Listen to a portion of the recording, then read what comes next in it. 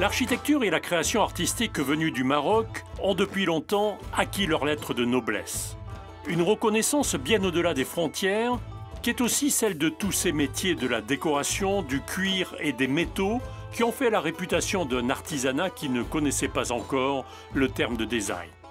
Ce capital immatériel du Maroc s'est renforcé dans la période contemporaine avec des prolongements dans l'habillement ou l'art culinaire, par exemple. La remarquable croissance du Maroc contemporain s'est ainsi nourrie de l'équilibre entre investissement matériel et investissement immatériel. Toutes ces percées participent au développement du pays et contribuent à l'essor de secteurs à très fort potentiel pour l'économie marocaine.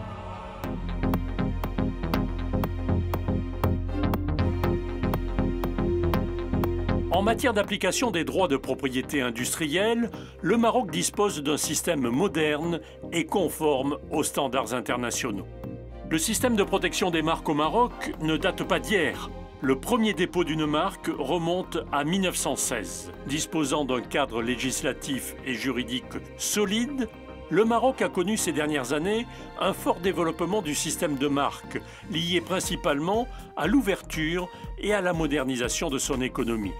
Chaque année, plus de 10 000 demandes d'enregistrement sont faites auprès de l'OMPIC, l'Office marocain de la propriété industrielle et commerciale.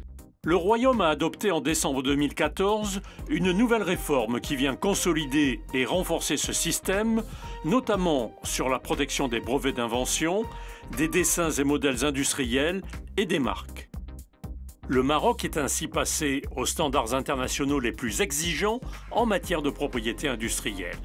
Une conformité du système qui contribue à attirer les investissements de haute valeur ajoutée et à développer la compétitivité.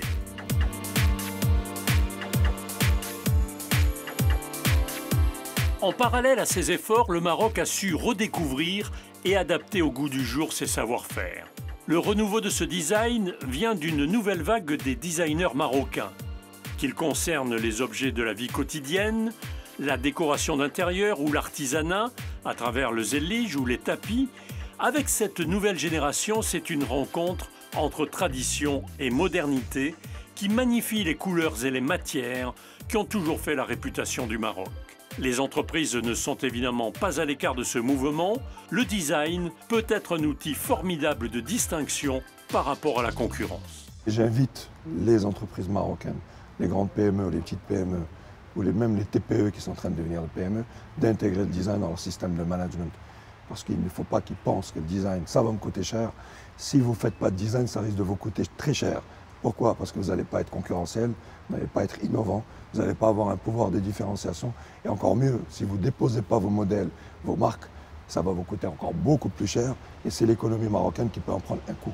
Le domaine dans lequel nous agissons, la mode, est un milieu où on est créateur d'idées, on est en train d'apprendre aux jeunes à être des innovateurs et des designers. Nous nous considérons un opérateur également qui contribue à l'avancée de l'industrie, mais aussi de faire bénéficier nos étudiants de l'apprentissage de tout ce qui est mis à la disposition des créateurs pour qu'ils puissent utiliser le dépôt des dessins et modèles pour valoriser leur création.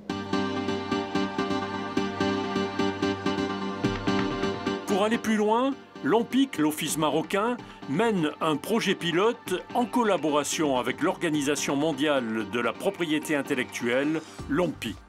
Baptisé Namadij, ce projet a pour finalité d'inculquer aux PME marocaines une culture du design dans les domaines de la créativité et de l'innovation. 26 entreprises ont été sélectionnées pour bénéficier d'un accompagnement afin de développer leur design à l'échelle nationale et aussi internationale. Namadij offre à ses PME, et à titre gratuit, des conseils personnalisés sur la stratégie la plus adaptée, des avis d'experts nationaux dans le domaine et une assistance dans le processus de demande de protection de leurs dessins et modèles.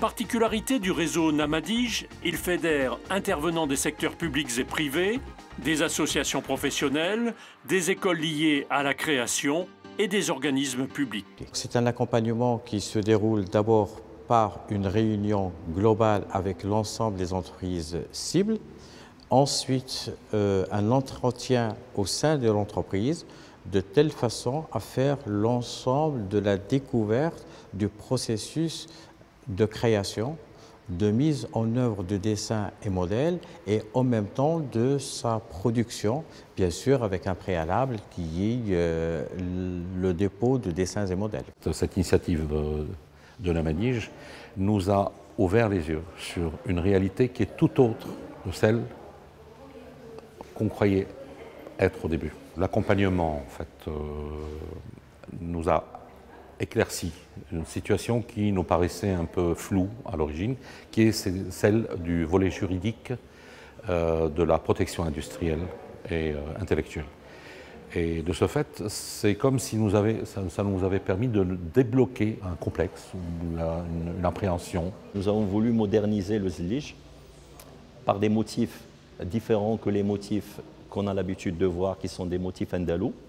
Donc créer de nouveaux motifs et les colorier avec des couleurs à l'air du temps. C'est des motifs sur lesquels on investit dans la création avec des designers. Et bien évidemment, on s'est posé la question de les protéger ou pas. Nous avons pris conscience, et ça tombe bien puisqu'on est au démarrage, de pouvoir intégrer le design, la réflexion dans notre stratégie d'entreprise. On est un peu plus armé pour aller déposer, on commence à y penser, prévoir même le côté financier des dépôts, le côté financier au cas où on est copié et qu'il faut se défendre. C'est une réflexion qui est faite en amont. Dans le cadre du projet Namadige, on a eu de l'écoute par rapport à l'aspect juridique, par rapport à l'aspect technique, à l'accompagnement technique et par rapport aussi à mettre des mots sur ce qui nous préoccupait auparavant. Et là, on a trouvé comment partager nos peurs et trouver des réponses à ces peurs-là. Nous travaillons beaucoup avec des artisans, des maîtres artisans. Il y a des secrets de transmission qui sont soigneusement gardés et ils ont du mal à pouvoir le divulguer parce que c'est la valeur même de leur propre travail et de leur propre production. Donc nous sommes conscients de cela, nous sommes dans le respect et la reconnaissance de cela et nous établissons par la suite une façon de faire dans laquelle nous allons protéger ce qui nous revient à nous et nous reconnaissons la protection et le droit à la protection de l'artisan ou du maître artisan qui travaille avec nous. L'ANPIC, l'institution chargée au Maroc de promouvoir la propriété industrielle, veut aider les entreprises à investir davantage dans la recherche et l'innovation, notamment en matière de marques et de dessins et de modèles industriels. L'ANPIC a donc développé ces dernières années des outils adaptés à ces nouveaux objectifs.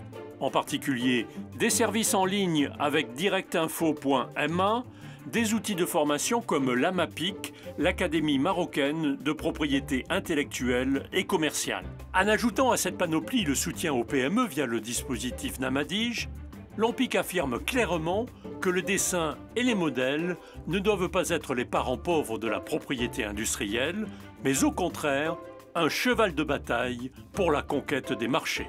Le Maroc est pionnier, est vraiment un modèle en termes de stratégie nationale de développement de la propriété intellectuelle et aussi au niveau du développement en termes de stratégie des DMI, de la protection des DMI. Nous avons vraiment essayé d'intégrer tous les ingrédients nécessaires pour que ce projet puisse avoir un impact au niveau national, qui soit au bénéfice de tous. Nous souhaitons vraiment créer une nouvelle tendance où les entreprises prennent conscience de l'utilité, de l'usage stratégique des outils de la propriété intellectuelle.